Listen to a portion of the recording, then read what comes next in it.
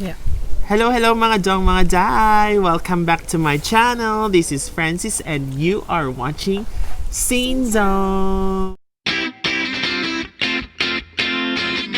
So today is a special episode because I have three people who are joining with me and they will be sharing their nursing pathways here in Australia. So it's gonna be exciting.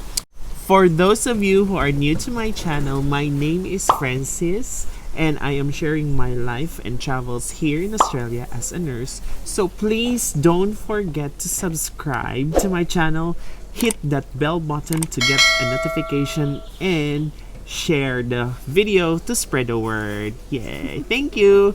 And my goal for today is that at the end of this video, you guys will be able to get inspired by these people, and also you will get an idea of what's the better pathway of or how did we get to where we are right now, diba? So hopefully with our experience here, meron kayong mapupulot na aral and meron din kayong makukuhang tips on how we survive our student life until yung current visas namin ngayon. So, before I begin, just a disclaimer, we are all nurses here.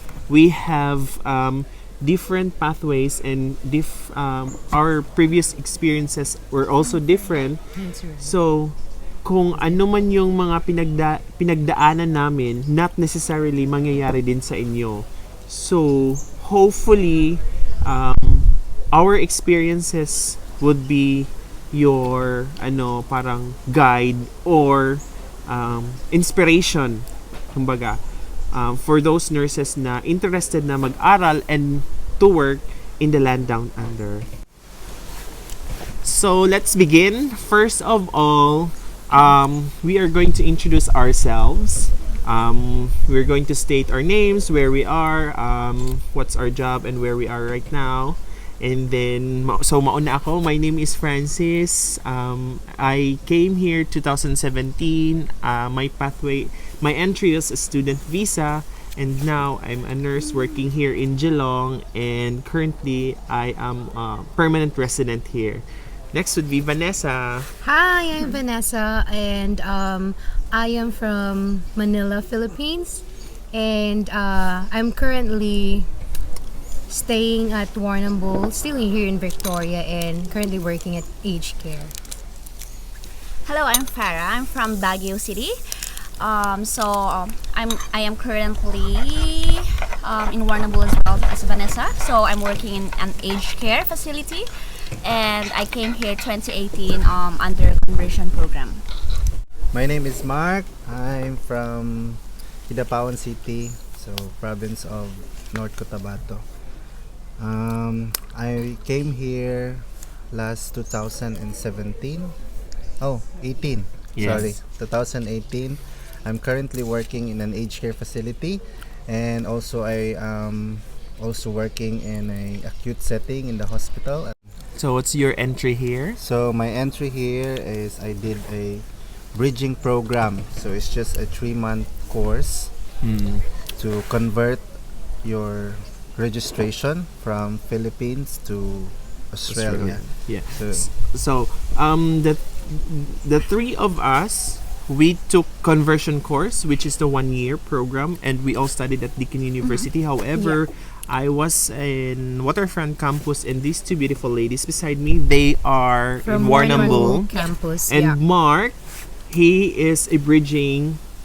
He did a bridging course. 3 months was it? yeah, Yes. 3-month course in And- Melbourne. Yes, in Melbourne City. So we will discuss further as we go. So these three amazing nurses beside me were also like you, who aspire and dream to be a nurse and work in the land down under, and they work hard. We all work hard to achieve our goals. So in this video, we are going to answer 6 main topics or questions that frequently asked by the other students who are aspiring to work, study here in Australia as well. No, we are. I can really say we are living a good life. We have work and we can enjoy at the same time. So, these 6 following topics would be: first, what's our entry here, either as a student or bridging. Then, followed by how did we survive? How did we survive as a student? What was our what do you call that one? Part-time job while we were studying. It was a bit challenging, yeah. Very Yeah. challenging. Yes. And thirdly, so after getting our registration, paano kami nakapag-secure ng job as a nurse? And how many months before namin siya nakuha, or how many months bago kami talagang nakapag-work as a nurse after getting the registration? Kasi minsan there are na matagal sila nakapagkuha ng job. And then fourth would be tips on job application, because I get some messages na parang sinasabi nila matagal daw, paano ba mag-apply, hindi sila masyado nakakakuha ng job. So we are going to give you some tips based on our experiences naman, not necessarily kung anong mangyayari sa amin nangyayari din sa inyo. So, 'di ba? It all depends on you.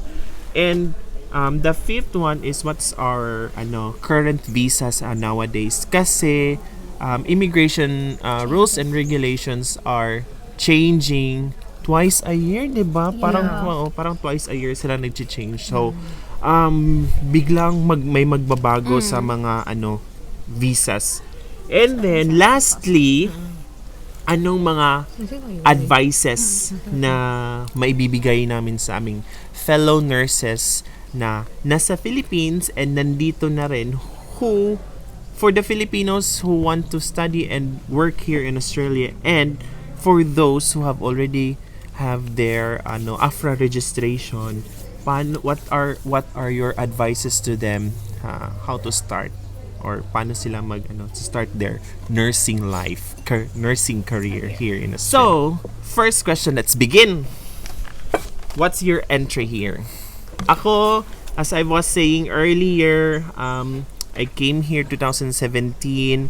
I did a conversion course. I studied at Deakin University, Waterfront Campus. July intake. Yes. So, ikaw, Van? I was in conversion program and nag-start ako dito last 2018 November. Actually, the reason it's because it's supposed to be my start of study was supposed to be February. It's just that kailangan nilang when I submitted my application, I submitted my English test after I got the application, so I have to do the English study here. Yeah, same like me. I did also. Yeah. So actually, I came here March, and then I studied English. What did you do? Zoali? Deakin Zoali. University English Language Institute for 10 weeks. Yeah. Yeah. So that's why I started my nursing proper July na siya. July. Oh, How yeah. about you, Farah? Anong year na ba yun? It's still 2018. 2018, yeah. Yes. I was a March intake. So I've started March until November only. Yeah, that's it. Like I came here right away, directly. So Warrnambool ka diretso? Yeah, Okay. Because Vanessa did... I was in Geelong because of that English study.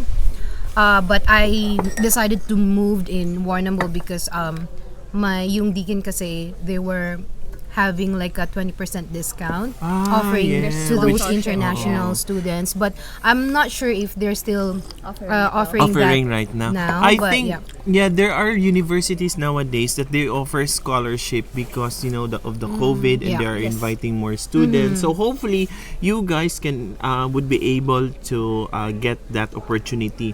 And Mark here as well is different from our pathway entry here. Mark's is a bit more challenging. So Yes. yeah, let's hear about Mark. Yeah, I did a bridging program, so I'm not sure if it's still. I don't think it's still. I think Yeah, they, they changed it. yeah, they changed it now in to OBA. OBA. So I was just so lucky. So that time, I think we are the second to the last batch yeah. of having this program. So it's a short one, short but more challenging because you only have 3 months to finish the course, and you will be exposed to a clinical setting. You will have a lecture, and that full 3 months, you'll be you'll be focused, and you will have some a lot of exams and assessment to do. Yeah, I think almost every day you have So almost assessments. every day we have assessment, we have a return demo, we also have to pass the medical calculation. Yeah. So you have to pass it for like a 100%. 100%. So I don't know. Yeah, that's the I'm bit. just- That's I'm just lucky. yeah, the, Because I the passed most all those challenging things. part. And then Yeah. I did my placement at Melbourne Private. Private Hospital in cardiac ward, and luckily I was hired as well in there as a casual bank. So as Yeah. what I'm telling earlier, I'm not doing that anymore at the moment because of COVID, and we are encouraged to work in a one setting. So Yeah. I chose aged care because it's more near to my place where I live in Geelong. But when everything come back to normal, we will all go back to work from one place to another. Yes. Yeah. That's our life here in Australia. Yeah. Yeah. We So- work more hard. part-time. Yeah, so that's more work, it. more party. So that's it. Mark, he did only a short period of time for him to be able to get his APRA registration, and we did the 1 year course, which is the conversion. It's How- actually not 1 year. It's just like more of 6 months because Yeah, there's like actually, trimester break. There's a lot of breaks. Yes.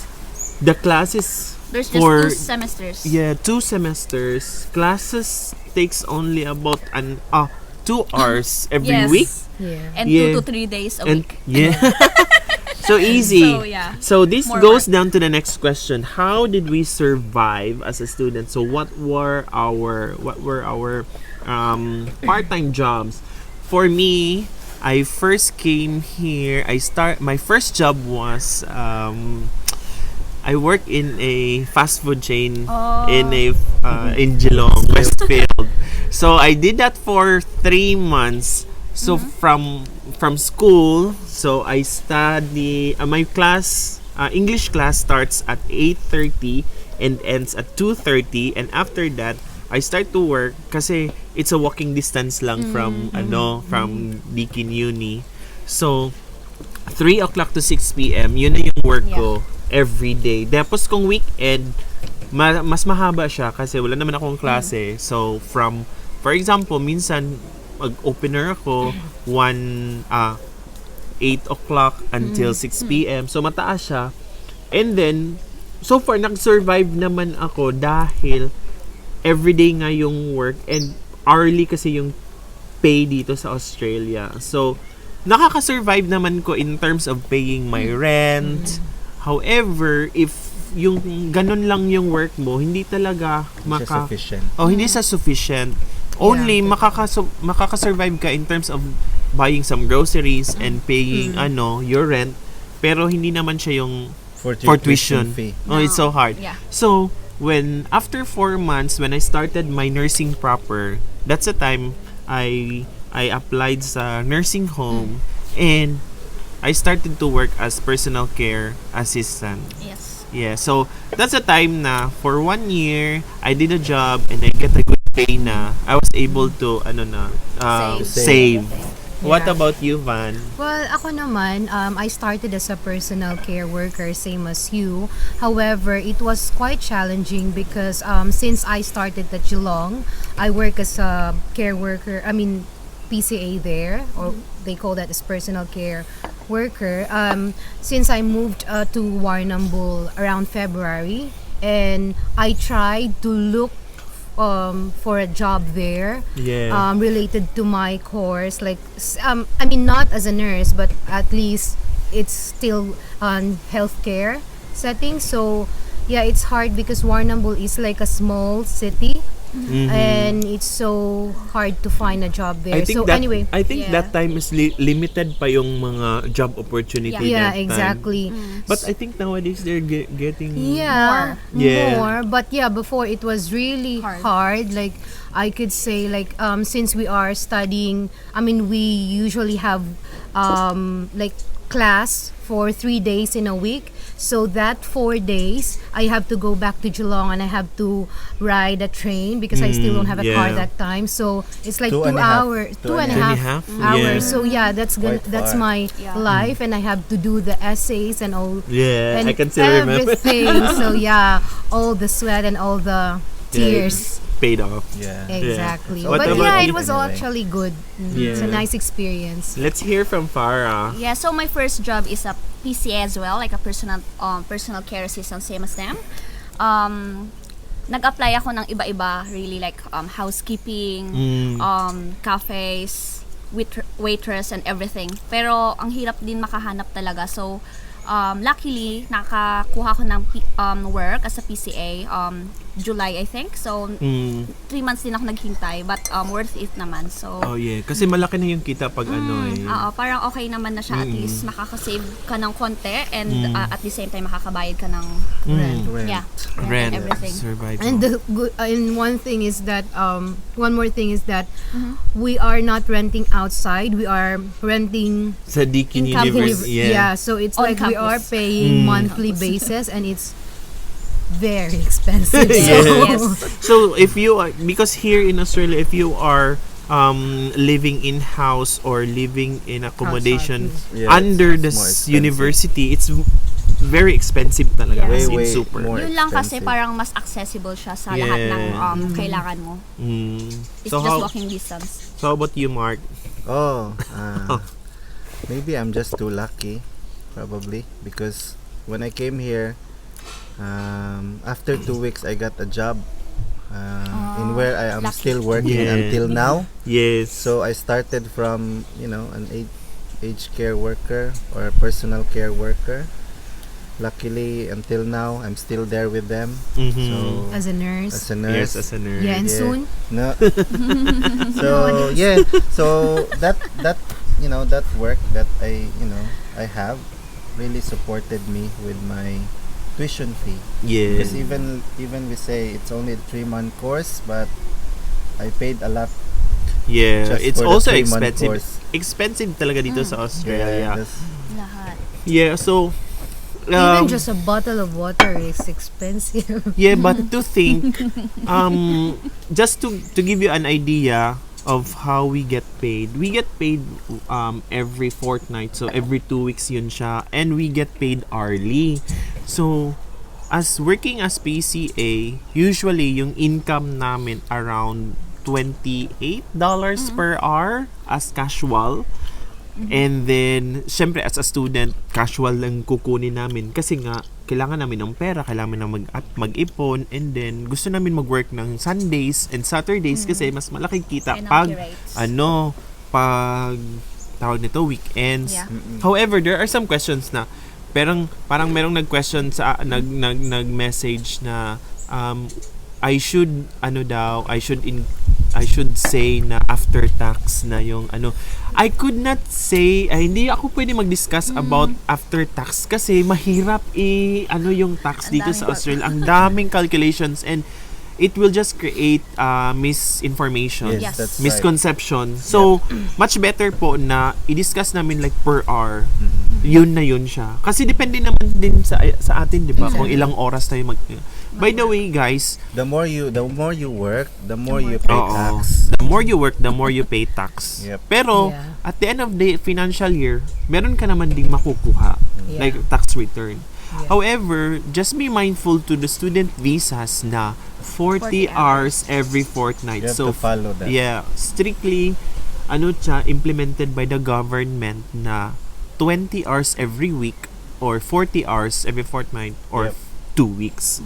So make sure na hindi nyo siya iwala sa isip nyo kasi baka maano kayo niyan in time pag mag-e-exceed kayo. Kami naman, we are really conscious of that art. Yeah. Yeah. So, third question would be, after we graduated, after we finished our study, by the way, dito sa Australia, may yung ibang nurses, kung magtatanong sila nga, can we just like get after registration right away? Hindi po. Dito sa Australia, we have to acquire an Australian qualification. Yeah. Australian qualification. Gusto ng mga Australians meron mag-aral. And that's the time we can get our registration. So, here we go. After we getting our registration, the third question, paano kami nakasecure ng job and then ilang months? So, ako I was working PCA sa isang facility. I did apply for a job as a nurse pero hindi nila ako tinanggap. So good thing yung isang nurse namin, she's also working in other facility. Sabi niya, try yung other facility ko kasi we are really badly needing nurse. Kasi there are, I think 3 sila Filipino leaving magbakasyon in that time. So I was lucky, pag-submit ko ng application, I was hired. Kasi they were also desperate of getting someone to cover the shifts. So ako naman, go lang ako kasi kailangan ko ng trabaho And then until now, I'm still working with them, which is good naman. I get good pay. Yeah. And then I work as an in charge. So yeah, that's it. So how about you, Van? When did I started as a nurse? Yes. Well, after, because since I was late, na-late ako, it was because I had to do a makeup placement. Placement, we call that in Philippines as Yes. OJT. OJT. Yeah.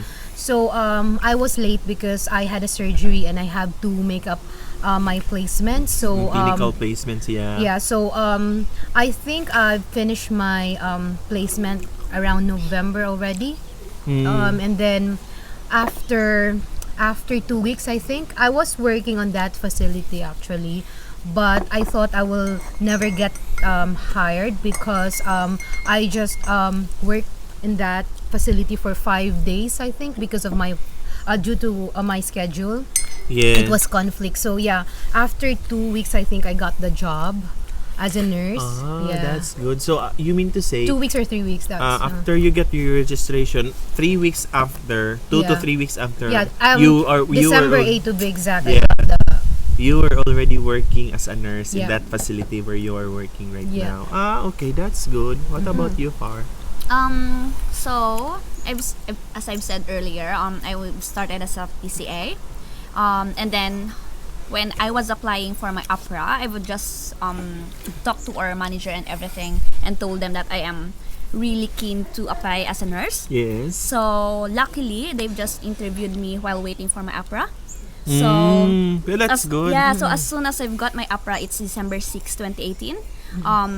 Yeah, I've started working as a nurse. So very lucky then. Yeah, At so least. Mark, he has the most amazing experience. So let's hear from him. No, because the moment I got my registration, I think it was November 7. Oh no, is it November? November 5, I think, or November 7. Yeah. Can't recall anymore. But when I was about to leave, because I supposed to do from PCA, I should work as an RN because it's not really allowed that you have to downgrade. They To said downgrade yourself, so you have to work as an RN just to practice your profession. So I just got a call from my company and they are saying that, Mark, are you not considering applying with us? So I said, yeah, I am, but I just didn't thought that you're gonna hire me. That's why I'm trying to look for a job. And they said, yeah, Mark, you can try and you can have an interview. And then until now, I'm still with them. So I'm still working with them. At the same time, I also got another job. So that's another part-time in hospital, in Barwon Health. But I get to Barwon Health when I got my permanent residency. Because I think one of the requirements for you to work there, I'm not really sure, but this is what I've noticed with everyone. Yeah. So when you apply there as a student, you have a student visa. They're not usually interested. But Yeah. once you are permanent or you have a permanent visa, they will hire you. And also, you should have your experience as well in a clinical setting. So, meaning to say, you you were working as a PCA. So as soon as you get your Yes, I think- registration, yeah, it a was- day after was it or No, I think it was 5 days after. 5 days So, after? I did work as a PCA. Then the following day, You I was already a registered nurse in the facility. Oh, that's yeah, good. so he was interviewed, I think, and then he started after 5 days because he has to complete all the shifts that he got, Yeah. Oh, okay. and then It's already a pre-book, so they just Yeah. told me that you just have to finish the That's the shifts amazing. that you book, yeah. and then next time you're gonna be a registered nurse in the facility. So, by the way, here in Australia, we as a nurse, we have so many options to where we want to work. Yes, yeah. Yes, you have. We can do agency nursing, which is very accessible, especially if you have already experienced. Ang Yeah. daming maghahabol na mga agencies Yeah. na to hire you. Aside from that, we can also work in an aged care or we can also work in a Anywhere. hospital, anywhere. Community. Tapos pwede mo siyang pagsabay-sabayin as long as Yeah. kaya mo Kaya and mo. then meron kang extra time, then Yeah. why not? Like Mas maraming yeah, trabaho, like maraming me and pera. like me and Francis, we also we have agency as well. I mean, Yeah. we are an employee also in an agency. It's just that we can't get shifts anymore because Of Yeah. COVID. Grabe it's niya yung COVID and ano. we have a lot of shifts already. Pero ang dami nilang offer din na Oo, parang Yeah, they have a lot of grabe. offer. 3 months contract. I did try and before, everything. but Yeah. Exactly. Actually, I saw a vlog recently na she was discussing about agency work. Yes, it's good to work in an agency and then medyo Just- malaki yung sahod na binibigay Just nila what- in a sense that Yeah. casual, 'di ba? Only challenging because you're not familiar with the Yes. place. It's yun more na. prone of So, errors. Oh, you're correct. prone of errors. Prone siya ng but it's error. more challenging on your side, and you can see your capacity as well. Yeah. where So how would you can- adjust how to would new you- How will you environment? handle the stress? Yes. So that's it. So the fourth speaking of jobs, so the fourth question would be, what is our tips or advices when during job application as a nurse? So my tip would be apply as many as you can. Yeah. And then hindi tayo parang do not give up. Yes. Kasi even me on my first attempts na mag-apply ng Mahirap. job, mahirap talaga kasi as an international student, wala kasi tayong postgraduate Tsaka iba experience. dito guys, Oo. hindi siya tulad ng Philippines, yung setup. Iba-iba. Iba Iba, talaga. totally. Iba. Iba-iba. Parang As in- experience mo zero here. Yeah. Yes. you'll Even go if you have good experience in the Philippines Yes, or even anywhere. other Kasi countries. ako, meron naman ako experience Yeah. in the Middle East. Yeah. But when I apply my job, I think probably because our in Philippines it's we are more laid back when unlike in Yes. here very there are a lot- We are very advanced advanced with technology, with equipments. So nursing you will get shocked. techniques. What is this? Like Oo, correct. So, mahirap siya. So, yun yung advice ko. Una, apply lang ng apply until you succeed. Yeah. And then, don't give up. Yun. Ikaw, Van. My tips, same as Francis. Yun din, don't give up. And, paano ba? sa dami ng pinagdaanan ko, masasabi ko lang na don't give up because Yeah. Correct. I couldn't Disclose everything. disclose everything. But yeah, sa dami, don't give up because Yeah. for sure you really You will gonna get have there. a green pasture Yeah. here. Yeah. Kasi ang nurse naman dito lahat as in ang dami talagang kulang na nurse. So, kasi maraming fields of nursing. Unlike in the Philippines, if you are wala kasi tayong aged care sa Philippines, parang Wala. meron na pero nag-uumpisa pa lang and then they are not requiring as many as nurses like here. Yeah. And then in the Philippines we have community nurse. Pero dito, meron tayong mga palliative nurse, iba yun siya. Wound nurse. Meron tayong wound nurse, iba rin Community yun. nurse, Community maternity nurse, nurse. maternity nurse, mga ganon. Psychiatric Tsaka nurse. yung ratio ng patients per nurse, One meron is- talaga. yeah. Pero Oo. hindi siya tulad Regulated ng, siya, in other words. Like Oo. in hospital, 1:4. So maximum in Maximum, the I night, think- 1:7. Yeah, But Yeah. that's in the night maximum. shift. Night But shift. morning and afternoon, it's 1:4. Mm. But it's more on primary nursing. So you have to do everything. Mahirap din ADLs, siya. Medications, ADLs, medications. carry out, Yeah. Lahat. documentations. Tsaka one more thing, guys, here in Australia, nurses here are the one who's really thinking, because in Philippines, as we all know, that usually we are relying most of the time with the doctors. Yes. But here, Yeah. even we do nurse-initiated medication. Medication, yeah. Like we can just give Yeah. the patients. And you have the Yeah. say.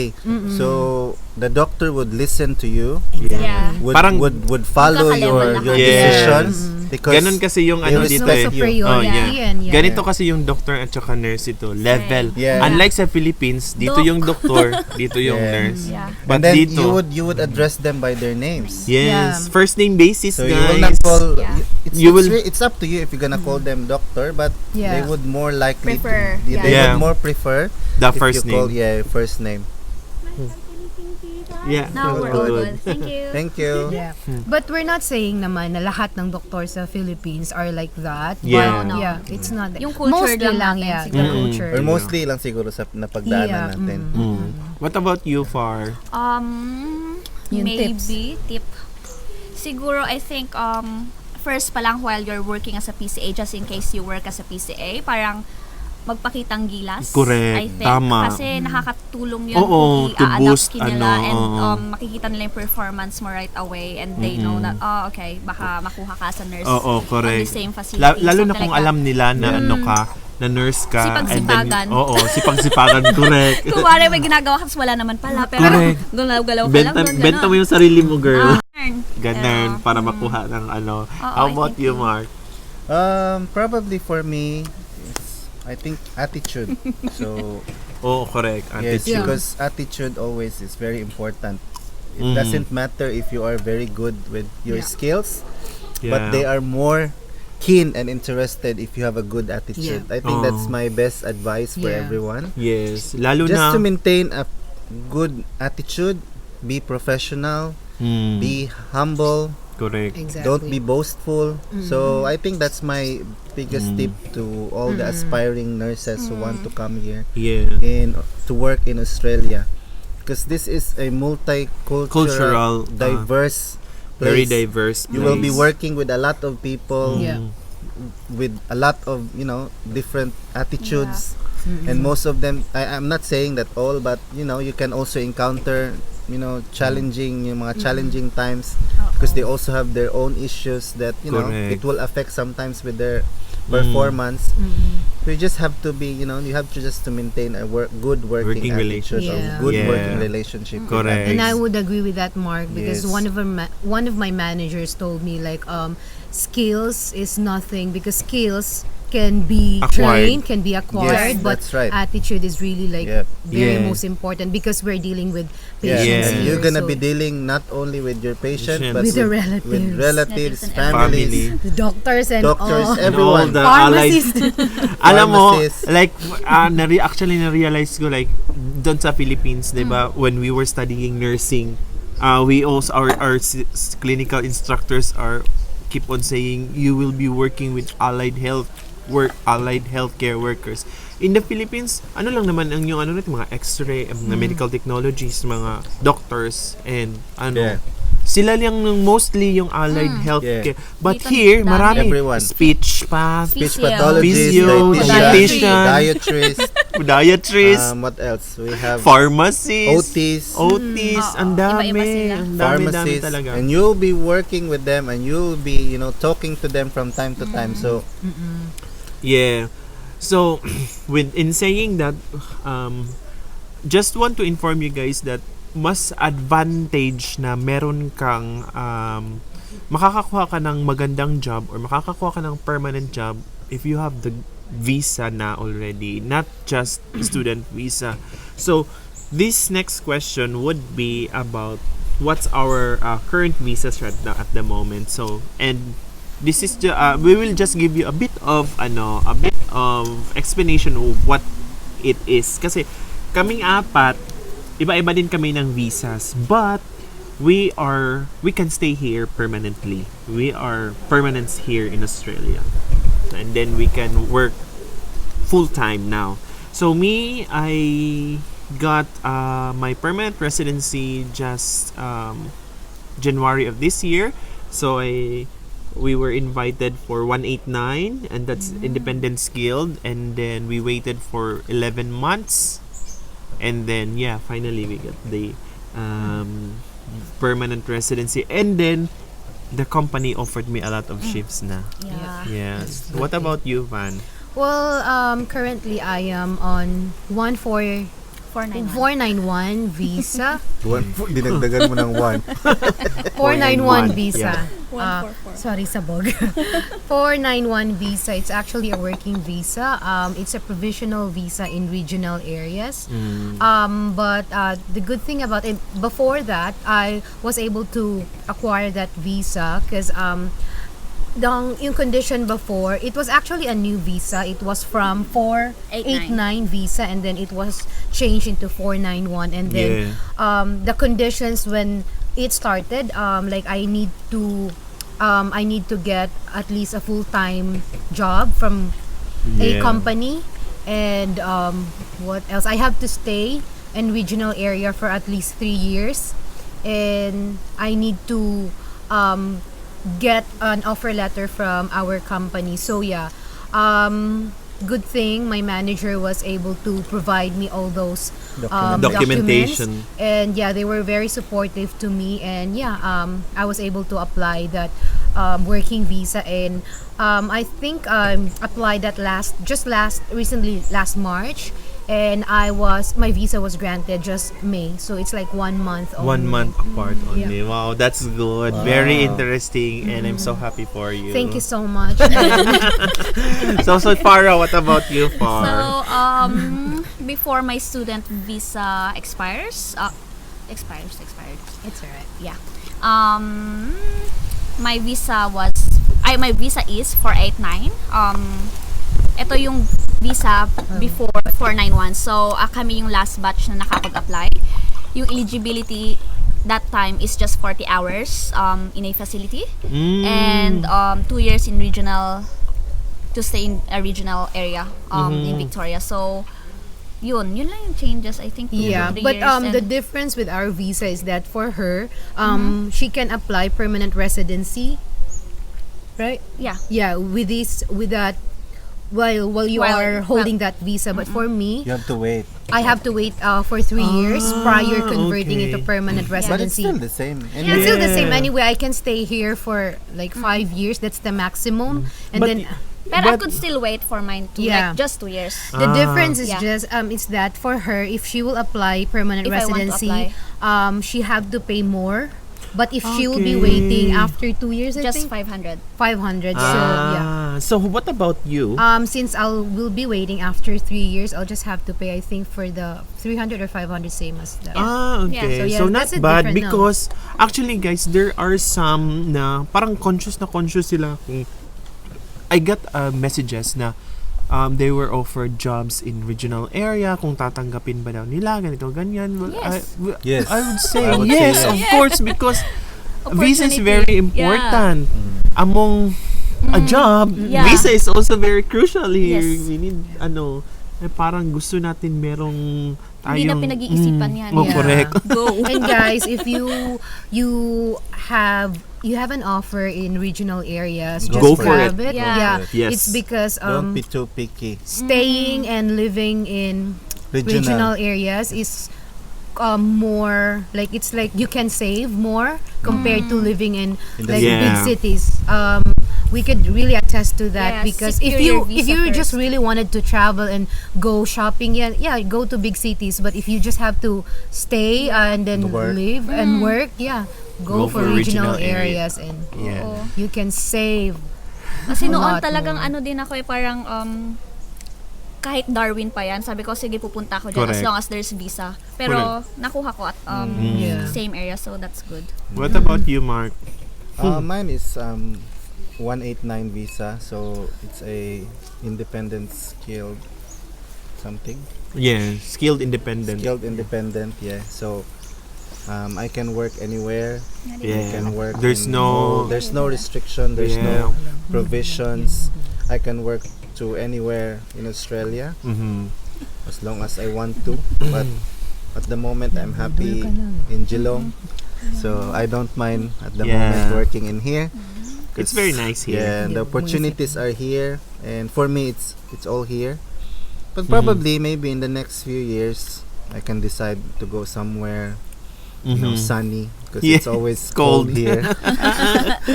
Yeah, So- generally in Victoria, It's all cold. year round, medyo malamig talaga siya. Anyway, so now we're down to our final question na what is your advice to our fellow nurses who are aspiring in wanting to work in the land down under and experience this beautiful life, and also those who have just started, they just got their registration, so what are your advices? For me, ako, I would say always work hard, be humble, always attitude, kasi yung pinakamalaking, as Mark was saying, pinakamalaking factor is attitude. Yep. If you have the willingness to do the job, then go for it. If you are offered anywhere, kahit ano, sang Grab it. lupalo pa yan, grab it, because very important talaga ang visa. Otherwise, magagastos ka lang sa student visa, and then Yeah. syempre mag-aaral ka. Think Na- about the long term. Yes, you have to think Hindi of yung the long short term term. lang. Yes, Yeah. correct. What about you, Van? Well, be prepared, like Correct. financially. Mm-hmm. Not in the sense that you have to be prepared for all the year that you are staying here. It's just like, just be prepared for, like, of course, for tuition, and like for the couple of months that you're staying here in Australia, because Correct. because it's not easy as what you think. Like pagdating dito agad-agad, kasi yung iba Ano? sinasabi agad na madali lang doon, no, it's Not- not. No, it's not really. It's not. Yeah, but you just have to be prepared, and just be humble, and always I think everything will not be, I mean, lahat ng to hindi mangyayari if but you really need to like look up, like ask him, God, so everything will be fall into places once you ask from him. Yeah. What about you, Farah? Maybe ano lang, sipag at tiyaga. So, basta True. magsipag ka, magpakahirap ka, lahat ng sacrifices mo, May yan nilaga. sa, may, kung may anong, nilaga. ano yan? May- Isa, yung rice? Kung may Ano nilaga, may inahin mo? makakain. Kung may sipag at tiyaga, may nilaga. Basta may... Basta oo. yun. Basta yun. Yun na yun. Work By the word Work hard. itself. Work Work hard. hard. And they play hard. really love Filipinos also, because Yeah, they're they're we're always hard saying that, you worker. know, Filipinos are hardworking, Yeah. hardworking people. Yeah, and then they always appreciate Filipinos the way we care for Yeah. We are our more, I think patient. We've got because- initiative. Yeah. Yes. We're more Or compassionate, efficient. I guess. Mm. Efficient, Yes. resourceful. Resourceful, Yeah, diba? innovative. Correct. Or siguro Kasi sanay na worship. tayo. Correct. Resourceful sa As Pilipinas. And resilient din kasi tayo mga Yes. Pilipino. So, Yeah. kung saan man tayo ilagay, Yep. usually we We can can always- easily adapt. Yeah, we can Yeah. easily adapt and, you know, Mm. adjust. Kasi dito sa Australia, marami, like sa amin, sa atin younger generations na mostly, parang, kasi compared to the States, usually yung pumupunta doon, medyo ahead na talaga sa atin, di ba? And yeah, they're living a good life, but for us here, but I think it's better here. I think so. Yeah, Australia is. Yeah. How about you, Mark? I think just focus on your goal. So Correct. if you have decided to come here in Australia, always focus on your goal. So if your goal is to become a permanent resident, or sooner you become a citizen, focus on that and work for it. And Hindi everything yan babagsak follows. sa'yo, and everything will follow. Yeah. I think that's my advice for those who are aspiring people or aspiring nurses who want to work in Australia. So, that was it, guys. So, I hope, and we all hope, Yep. that you were able to get some of the most important things to learn, Yep. and you will get inspired by our stories here in Australia.